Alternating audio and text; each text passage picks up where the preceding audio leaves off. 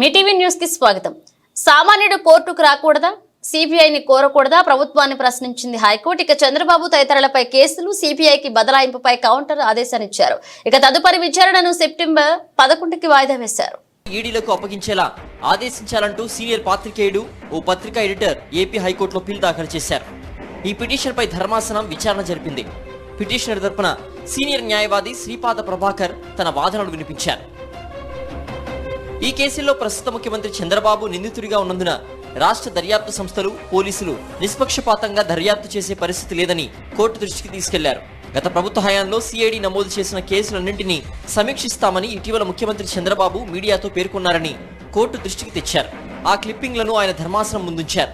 ముఖ్యమంత్రి స్వయంగా సిఐడి కేసుల్ని సమీక్షిస్తామని చెప్పడం ఆందోళన కలిగించే అంశమన్నారు.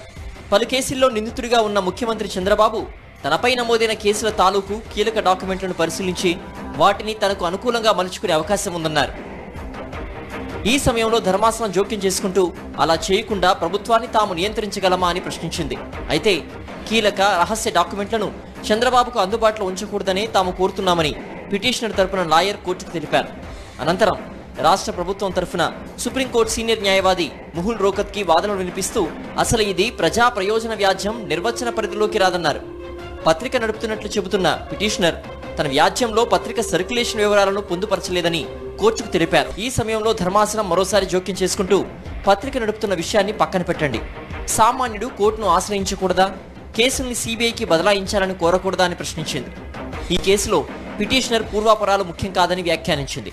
విచారణ అర్హత అభ్యంతరాలుంటే పూర్తి వివరాలతో కౌంటర్ దాఖలు చేయాలని రాష్ట్ర ప్రభుత్వాన్ని ఆదేశించింది. దీనిపై తదుపరి విచారణను సెప్టెంబర్ 11కి వాయిదా వేస్తూ ఉత్తర్వులు జారీ చేసింది.